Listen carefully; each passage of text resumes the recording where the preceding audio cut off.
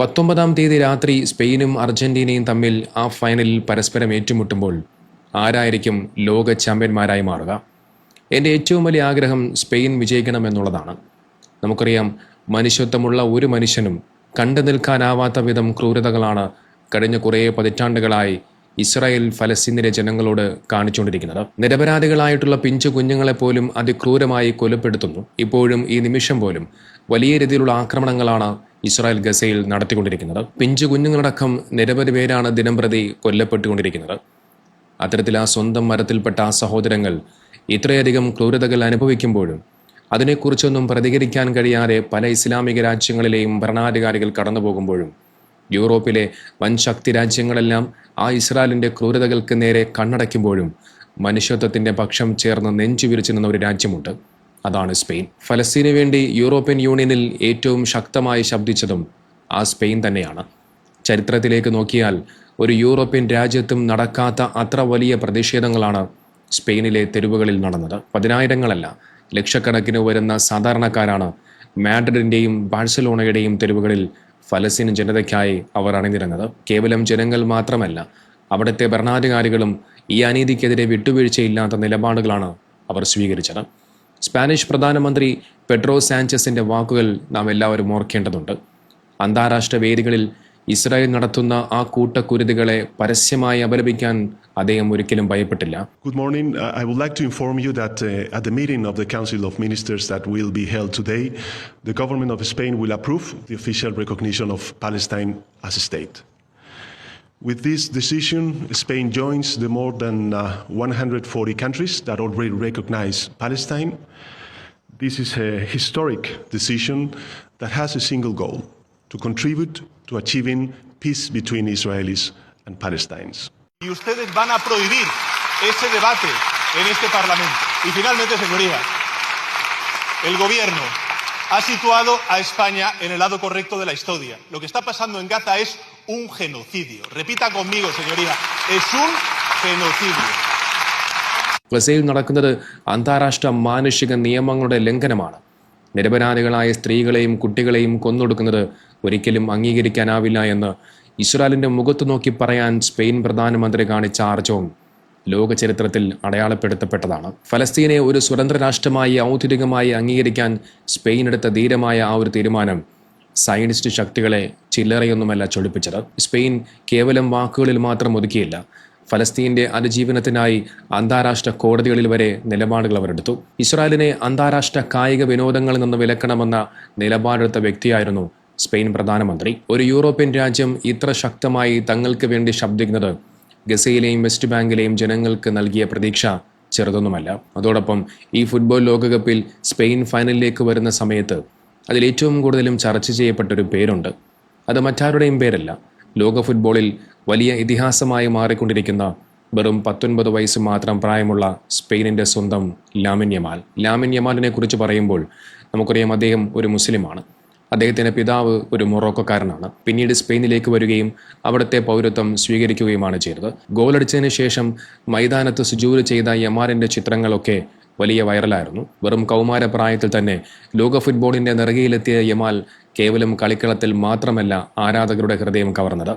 Euro കപ്പിലും മറ്റ് അന്താരാഷ്ട്ര വേദികളിലും തിളങ്ങി നിൽക്കുന്ന സമയത്തെല്ലാം ലാമിൻ യമാൽ നിലകൊണ്ടത് മനുഷ്യത്വത്തിനൊപ്പമായിരുന്നു. തൻ്റെ ടീം വലിയ വിജയം നേടിയതിനു ശേഷം ഒരു വലിയൊരു വാഹനത്തിൻ്റെ മുകളിൽ നിന്നുകൊണ്ട് ലാമിൻ യമാൽ ഫലസ്തീൻ്റെ പതാക ഉയർത്തിപ്പിടിച്ച ആ ഒരു ദൃശ്യം ലോകം മുഴുവനും വലിയ രീതിയിൽ വൈറലായിരുന്നു. ഫലസ്തീനിലെ ജനങ്ങളുടെ വിലാപം ലോകത്തിന് മുന്നിലെത്തിക്കാൻ ആ കൗമാരക്കാരൻ കാണിച്ച ധൈര്യം സമാനതകളില്ലാത്തതാണ്. ഫുട്ബോൾ എന്നത് കേവലം വിനോദത്തിനുള്ളതല്ല, മറിച്ച് മർദ്ദിതരുടെ ശബ്ദം കേൾപ്പിക്കാനുള്ള ഇടം കൂടിയാണെന്ന് ലാമിൻ യമാൽ അതിലൂടെ തെളിയിച്ചു. സ്പെയിനിൻ്റെ ചുവന്ന ജേഴ്സി അണിഞ്ഞ് യമാൽ പന്ത് തട്ടുമ്പോൾ ഫലസ്തീനിലെ അഭയാർത്ഥി ക്യാമ്പുകളിൽ പ്രാർത്ഥനയോടെ ഇരിക്കുന്ന കുഞ്ഞുങ്ങൾക്ക് അതൊരു വലിയ പ്രതീക്ഷയാണ്.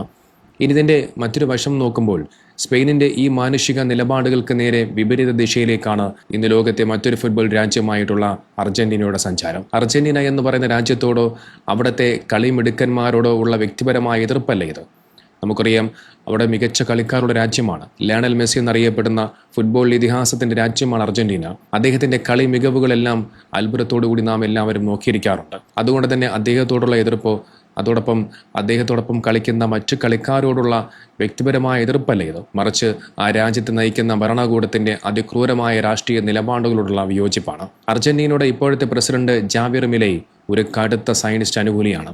ഇസ്രായേൽ ഗസയിൽ 10,000 വരുന്ന കുഞ്ഞുങ്ങളെ കൊന്നൊടുക്കുമ്പോഴും അതിനെ പരസ്യമായി പിന്തുണയ്ക്കുകയും ആ ഇസ്രായേലിന് പൂർണ്ണ സഹായം വാഗ്ദാനം ചെയ്യുകയും ചെയ്യുന്ന വ്യക്തിയാണ് ഈ ജാവിർ മിലൈ. അർജന്റീനയുടെ എംബസി ജെറുസലേമിലേക്ക് മാറ്റുമെന്ന അദ്ദേഹത്തിന്റെ പ്രഖ്യാപനം ഫലസ്തീനുകളോടുള്ള വെല്ലുവിളിയായിരുന്നു.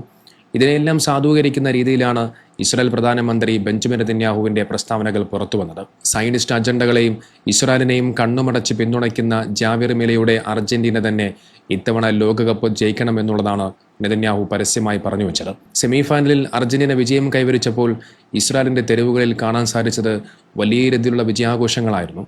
അതിന്റെ ചില ദൃശ്യങ്ങൾ ഞാൻ നിങ്ങളൊന്ന് കാണിക്കാം.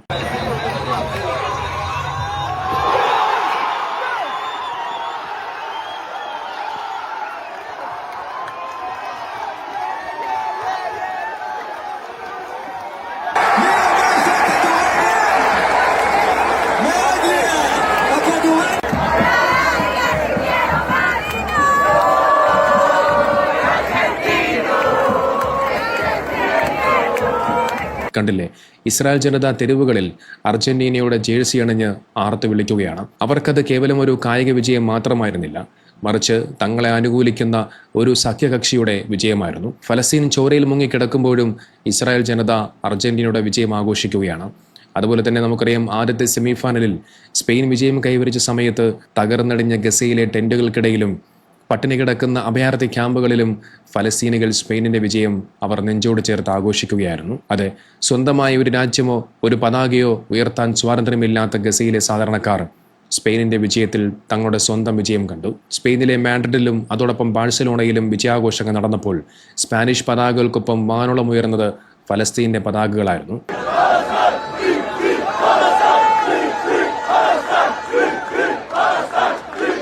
വിജയാഘോഷങ്ങളുടെ വേദി പോലും ഫലസ്തീൻ ജനതയ്ക്കുള്ള സമർപ്പണമാക്കി മാറ്റാൻ അവിടുത്തെ ജനങ്ങൾക്ക് കഴിഞ്ഞു. സ്പെയിൻ ഈ ലോകകപ്പ് നേടിയാൽ അത് കേവലം ഒരു സ്പോർട്സ് വാർത്ത മാത്രമായിരിക്കില്ല, മറിച്ച് ലോകത്തെ ഏറ്റവും വലിയ അധിനിവേശ ശക്തികൾക്കും സയനിസ്റ്റുകൾക്കും കിട്ടുന്ന ശക്തമായ ഒരു മറുപടി കൂടിയായിരിക്കും അത്. ഇസ്രായേലിന്റെ കൂട്ടക്കുരുതികൾക്ക് കുടപിടിക്കുന്ന ആ ഭരണാധികാരികൾ നയിക്കുന്ന അർജന്റീനയല്ല, മറിച്ച് തങ്ങളുടെ സർവ്വപ്രതാപങ്ങൾക്കിടയിലും ഫലസ്തീനിലെ പട്ടിണിപ്പാവങ്ങൾക്ക് വേണ്ടി അതിർത്തികൾ കടന്ന് ശബ്ദമുയർത്തിയ സ്പെയിനാണ് ഈ കപ്പിനർഹർ. ലാമിൻ യമാലിനെ പോലെയുള്ള യുവതാരങ്ങൾ ആ ലോകകപ്പ് ട്രോഫി ഉയർത്തുമ്പോൾ അത് ലോകത്തിന്റെ മനസാക്ഷിക്ക് മുന്നിൽ ഫലസ്തീൻ പതാക ഉയർത്തുന്നതിന് തുല്യമായിരിക്കും. ഗസയിലെ തകർന്ന കെട്ടിടങ്ങളുടെ അവശിഷ്ടങ്ങൾക്കിടയിൽ ഇരുന്നുകൊണ്ട് ഇന്നും സ്പെയിൻ ടീമിനായി കൈയടിക്കുന്ന കുഞ്ഞുങ്ങളുടെ ചുണ്ടുകളിൽ ഒരു പുഞ്ചിരി വിരിയണമെങ്കിൽ നീതിയുടെയും മനുഷ്യത്വത്തിന്റെയും കാറ്റ് സ്പെയിനിനൊപ്പം വീശണം. ഈ ലോകകപ്പ് നീതിയുടെ വിജയമാകട്ടെ. ഫലസ്തീനെ പിന്തുണയ്ക്കുന്ന സ്പെയിൻ ചാമ്പ്യന്മാരാകട്ടെ.